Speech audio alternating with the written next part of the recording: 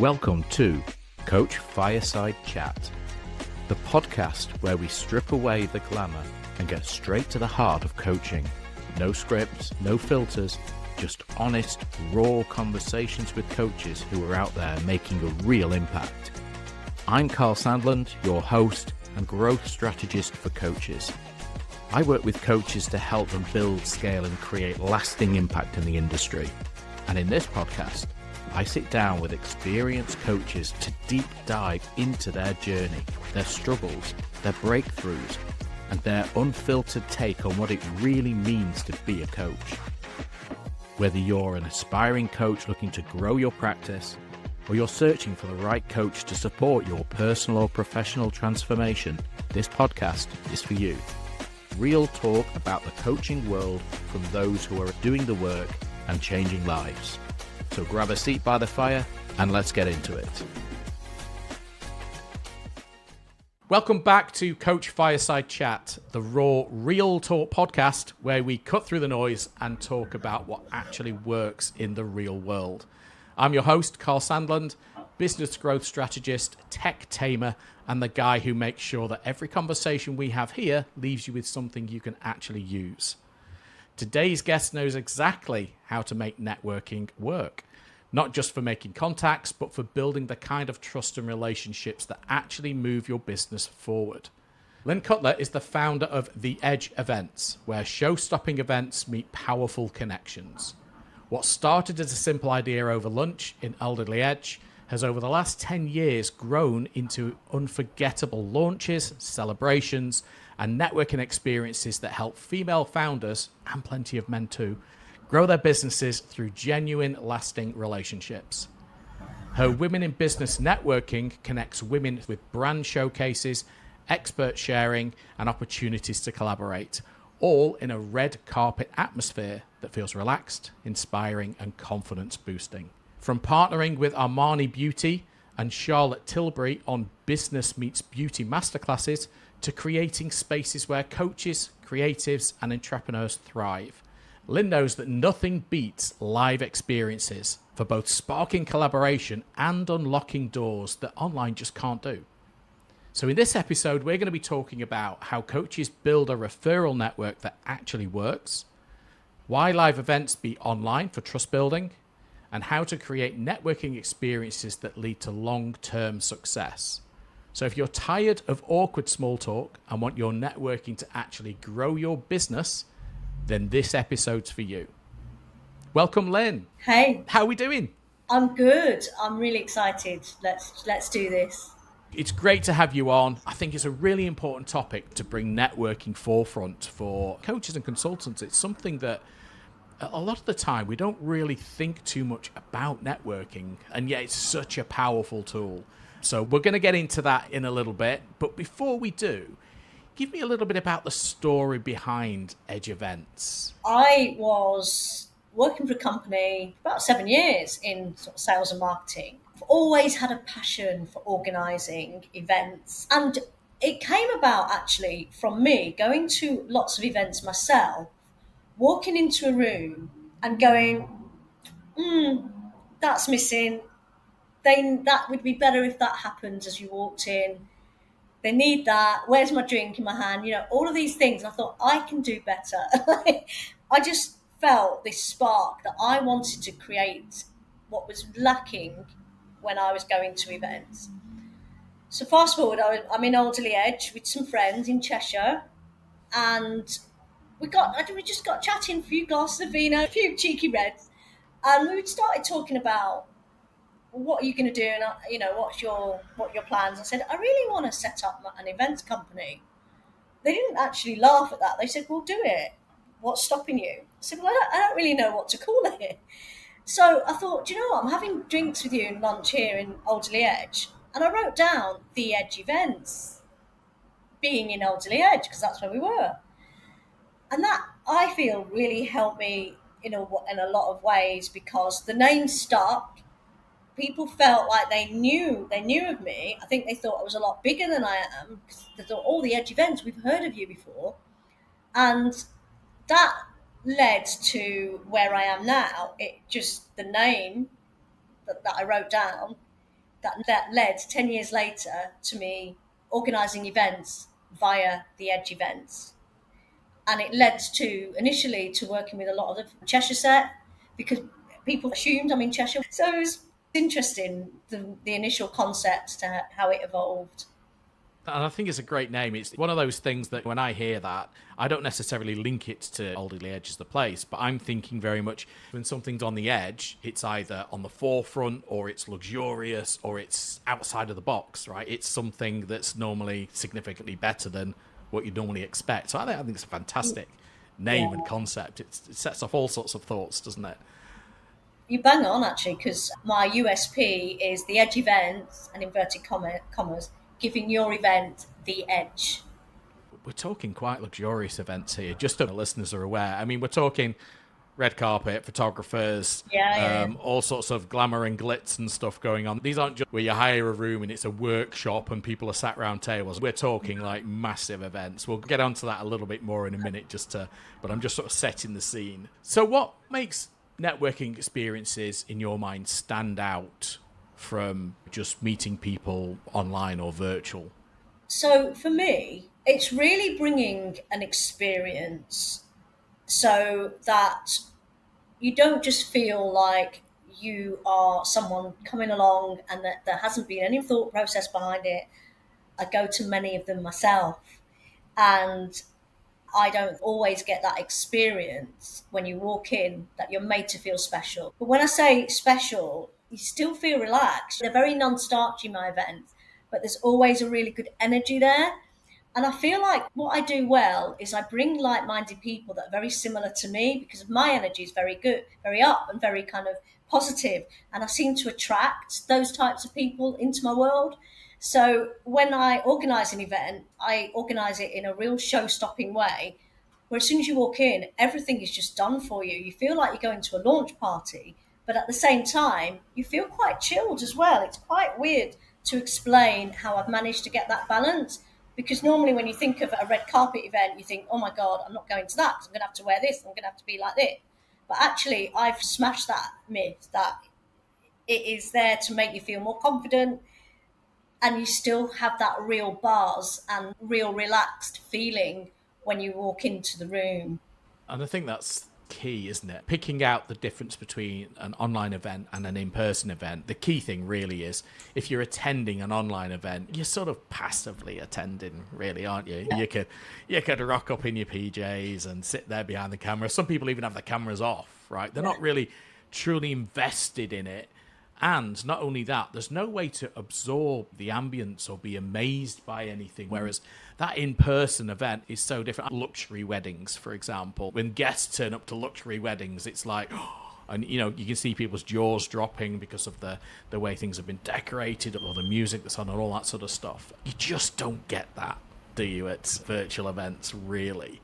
Why do you think it's important for people who are wanting to grow their business to open up opportunities through attending in-person events? There's nothing quite like an in-person event. The way that that's maxed out compared to the online event is like nothing I can explain. So attending one of these events, you've instantly got that energy. There's nothing quite like looking someone directly in the eyes and having that warmth and the hug, like the last one, which was the summer party that I did with Armani Beauty. People just coming up and literally hugging me. You can't replicate that through a screen, But with regards to how it can help coaches, I also run like a women in business brunch club that runs alongside the Edge events. The route that I've gone down has been really helping women to level up in business with their self-development as well. So they come really not having so much clarity on their business and how they can take it forward. And also they don't always have the confidence in themselves either, which is why I love this whole red carpet thing, because you'll get someone that will come up and go, oh, I'm not going on that, I'm not going to stand there. And then by the end of it, they're like, take a picture of me. They're really drawn into the whole energy that I bring. And it's amazing to see the transformation. And I think that's where a coach can come into it, because as a guest, you're not there to sell your coaching packages. You're there to mix and mingle and just get chatting. It can be really powerful to come to these events because it's that one-to-one connection, again, that you very rarely get. 20 to 30, might be 100 people on a Zoom. And it's very impersonal. You don't get that one-to-one. That you've got a vibe, the drinks are flowing, people are a lot more relaxed, and they're a lot more open to chat about what it is that they are actually going through. It's a non-salesy environment, right? I'm introverted, so the thought of going into a room fills me somewhat with a little bit of dread. However, I know the importance of it, and I am not going there to sell. There's some people who could be potential clients, but I'm going there to make an appearance and make connections, start having conversations with people and show interest. We're coaches, right? We ask questions. Be inquisitive, because you just don't know where conversations go. So it's not about saying, I'm this, I do that, what do you do? It genuinely is about meeting people and having conversations with them, because I can tell you from firsthand experience, and I'm still new to networking, the amount of conversations that I have had with people, with potential collaborators, people who said, oh God, well, yeah, I know such and such a person, I'll introduce you to that person. It is such a great way of getting visibility and exposure to an audience that you would normally have to try and farm yourself. I would say it's not necessarily a quick fix. I mean, if I booked somebody on a strategy session, for example, I know they're interested in what I do and I'm trying to close that sale, right? That's not what networking is about, but it will probably still lead to the same thing after a number of conversations or referrals and stuff like that. Got it. Yeah, the way you've described it is exactly what I would say to any guest. Do not come with all these expectations. Don't come thinking you're going to sell your business and you're going to make business connections like that. It doesn't work like that. If you go in there with that mentality, try and sell to everyone and alienate people more than anything else, to be honest. So your attitude is perfect. I always say at every event, I call them my die-hard fan. I've got guests that will come to every single event relentlessly, every single one. But then there's always an injection of new people. It really blows my mind how that happens, but it does at every event. But the ones that show up consistently, that keep coming and making those connections, I've seen such a shift. They keep showing up and they become familiar faces. And you do have to put the effort in. You can't just expect to go to a networking event and then people will just come to me. It doesn't work like that either. It's a case of you find a connection, you find a spark with somebody, and it may not be everyone. That's never been possible to be able to get to know everyone in the room. But you certainly find I call it your tribe, or you find people that you have a spark with. You remember that conversation, you remember what they were wearing. Even sometimes, I've seen people like jot things down. I mean, I remember a lady with the most amazing sparkly shoes, and that was the conversation. And she ended up coming to my event and bought about 5 tickets simply because I said, I love your shoes, they're so sparkly. And that's the thing, isn't it? That personal connection, which could potentially nurture towards some sort of business connection or referral. And I think that's sometimes what people get misaligned. It's not about selling all the time. You don't necessarily have to attend events that are specific to your discipline or your thing. I personally think it would be advantageous for most coaches to attend an event that's anything. I mean, for example, I am going to an event that is a workshop about makeup. It's not necessarily the people who are there. I mean, I'm trying to build a connection with some of those people, don't get me wrong, but if they have relatives, friends, other people that they interact with who are my ideal audience, I don't know. My ideal audience could be 2 or 3 levels deep in connections from the people that you're building connections with in the room. But I can tell you one thing, you're absolutely not going to get referred if you don't build that know, like, and trust with the people in the room, right? So I think as a coach, as a consultant, as an entrepreneur, you should really be thinking about not necessarily what am I going to get out of attending that event on that day? How many deals am I going to walk away with? How many names am I going to walk away with? It's not about that. It's the building up those connections to potentially get referrals, or being forefront in people's minds is the key thing, right? If you can be memorable for the right reasons, somebody will always then think, oh, God, yeah, I'll put them in touch with Karl. Or, yeah, Karl does that sort of thing. Or he might know somebody who does. That's the sort of things that you want to be going through people's minds, right?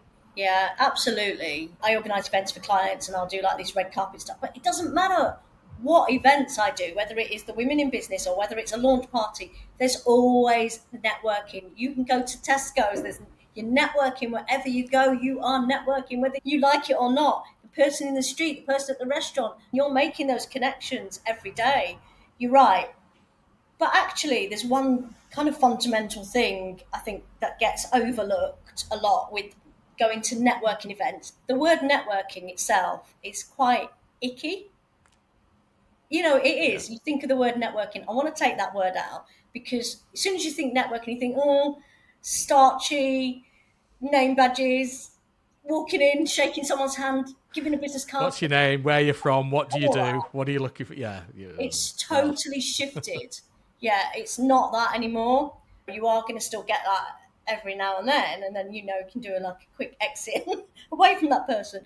It's about making authentic connections naturally and literally just being in the room of like-minded people. There's nothing like it when you throw yourself and haul yourself into this situation where you're around strangers and people you've never met before. Guess what? You will feel uncomfortable, but that's you pushing yourself out of your own comfort zone. Come again and come again and again and again and again, and eventually you will not feel that. I go to networking events on my own. I rock up, and I don't have that fear that I used to when I first used to go. It's down to the organizer as well. It's down to how it's all put together. And that's what I like to create. And removing the barriers so people don't feel like that, number one. I always say, if you're coming on your own, come and find me and let me know, and then you won't be on your own for long. And I guess even if you are nervous, buddy up, get somebody else to go with you as well. Or if you've been to a few events, like you say, you're going to have some regulars. You're going with having conversations in mind, then that's naturally going to flow. So what's the best way of, in a non-icky way, positioning yourself on an event so that you're sort of like remembered and recommended? Are there any hacks or little shortcuts? Right. There isn't anything specific that I can say, well, if you try this, if you go like this, or maybe wear this, like that would be memorable, because I find it's like an outfit for me. It's like someone will rock up and I'll remember them for what they're wearing, for example, or how they hold themselves. But it could just be that you are just literally being yourself. I think that is a huge thing. And that, I think, is memorable because that's what will stand in people's mind. It's the conversation that you have that is random and how you take an interest in somebody. I used to run a complaints department, and I used to try and always get the complaints agents and the customer success agents to do something similar, because when you've got people ringing up all the time, they're complaining, they're pissed off, something's wrong. Nobody rings a complaints department to say, hey, how you doing? You're doing a great job. Just thought I'd ring and tell you that. No, everybody's pissed off or needs something fixing. And I would always say to my team, to my agents, look, you need to try and build some form of rapport and a relationship with them. There's nothing wrong with diffusing a situation somewhat by asking about their week. Drop in, have you been on holiday or something? Try and, without doing it in a icky way, try and extract a really useful, very precise and specific piece of information that's very personalized to them, so that next time you speak to them to follow up after the complaint, say, oh, it's Karl from blah, blah, blah, blah, whatever company. Just following up, giving you an update on your complaint. Oh, by the way, did you enjoy your 2 weeks away in Malta? Or how's the dog doing now that you were trying to teach those tricks? Those little things that you can just throw in there humanizes it to a communication, a conversation, not a transaction. And I guess that's the key thing, isn't it? Conversation, not transaction. I am all about rapport building, and that to me is absolutely everything. And that's one of the reasons why I was so passionate in the first place to organise events and to be in hospitality. And when I've been to events personally, and before I set up this events company, I was going to places where I wasn't being treated like that, and I was thinking, I'm at this event and this is really poor, and you don't get that level of customer care. And I think when it then spills over with guests, and guests are making those authentic connections, there's nothing quite like it. But again, there is a business side to that as well. I've worked in IT and tech for many, many decades. Holy shit. I'm old. I would always get friends and family. Oh, you work with computers, don't you? Can you tell me this? Can you tell me that? Or how do I solve this? What computer should I buy? You'd get all sorts of questions because you were known as the person that knew those stuff. But not only that, because they trusted you, because you were a friend or family. I guess one of the key things is the more people you can speak to and build relationships with, the more you'll be trusted and known for certain things. Exactly. And then when they're talking to other people, they may say, oh, yeah, go and ask Lyn about this. Or, oh, you need to go and speak to Lyn because she'll be able to help you with this. Or she might know somebody who knows about X, Y, Z. And that's the power, isn't it? That is a massive power. Be in somebody's trust circle and forefront in their mind for you being an expert or the go-to person for those things. That's a powerful combination. Yeah. It absolutely is the power. And I've seen those collaborations and I'm like, they were at my event together and now they're doing this together. It's amazing. Well, like a proud parent. It's Yeah, like, we introduced you two together. Yeah. Brilliant. And I guess not to lose track, of course, as well, the atmosphere that you create with your events, because that's a key thing. If I walked into quite a cold room, I'd be uptight. I'd be thinking, holy shit, right, am I going to get a test? Whereas one of the things that you do with your events is they are very flamboyant in a great way, right? But they really set the mood, they set the tone, the drinks are flowing, there's good stuff to look at, and people are in awe of the events. And that naturally puts them into that relaxed frame of mind to go and have conversations and to mix and mingle. Yeah, definitely. And you're right, that is something I really take pride in, is creating this, I call it a vibe. The moment you walk in, you've got a cocktail or a mocktail in your hand, might be a sax player or something's happening, and it's just like, wow, you just feel really good. You feel like you could be at a wedding, or you feel like that kind of vibe. And it does take that starchiness away from it, where I've been to events myself where I've walked in and it's like there's no one around, or there's someone sat behind a desk, there's teas and coffees, and it just feels really strange because there's no atmosphere to it. That's what I like to create. I'm right in thinking as well, aren't I, that you can help, for example, coaches, consultants with maybe a launch event or a workshop event, a speaking event. You can absolutely get involved in those as well and inject the appropriate level to those events too, can't you? Absolutely, I can do it. You name it, I can organise it for you. Obviously within reason. If you expect me to go and get like a unicorn with like a rainbow, a unicorn made out of ice, and I want it to not melt within the first 6 hours, please. I think there's going to be some challenges with regards to certain things like that. But but this is what I can absolutely organise. I'd like to just provoke a little bit of thought around that for coaches, for business owners who have got new products or launches. Yes, you can do launches online, and I know it's easy to do launches online. But let me challenge that a minute. Think about the number of people who register versus the number of people who turn up. And I bet if you looked at an in-person event, the number of people who register versus the number of people who turn up, you're still going to get some people who don't. But I would have thought that the show rate is significantly higher because people are invested more. And think about the fun that people have when they attend an in-person event versus a virtual event. We're humans. Humans thrive on connection, whether you're introverted or not, whether you try and fight against it or not. Ultimately, humans are a group species, right? And that is something that seems to have become somewhat diluted in business, especially since the pandemic, and now that we think we can do everything virtual. Yeah, but it's harder to build connections when you're doing it virtually. If somebody's interested in contacting you, whether that's to look at what events that you've got that they could potentially attend, looking at potential sponsorship at your events, or having you organise their events for them, what's the best way for them to get in touch with you? I would say the best way is have a look at my website, because you can contact me via the website. There is a contact form on there. It's got all my social media on there, and also you've got all my videos and you can see what I'm capable of, video testimonials. Lyn's open to any form of contact, meeting you where you are, whether that's email, DMs, checking out her website, checking out her socials. I'll make sure that all of those links are in the show notes, so you'll be able to have all of those links and reach out to her. Do check out her socials, because you will see a showcase of some of the events, some of the videos, some of the photos, and trust me, prepare to be wowed. And Lyn, it has been an absolute pleasure having you on. Thank you so much. To everybody else, I hope that's just prodded and poked for you to think about things slightly differently. Social media is a great way of building awareness to who you are, what you do, but then so is networking. And it's become a bit of a diluted art nowadays. So if you want to differentiate yourself, then maybe you should be thinking of a more human approach again. That's it for this episode of Coach Fireside Chat. If you found value in today's episode, please be sure to follow or subscribe so you never miss an insight-packed conversation.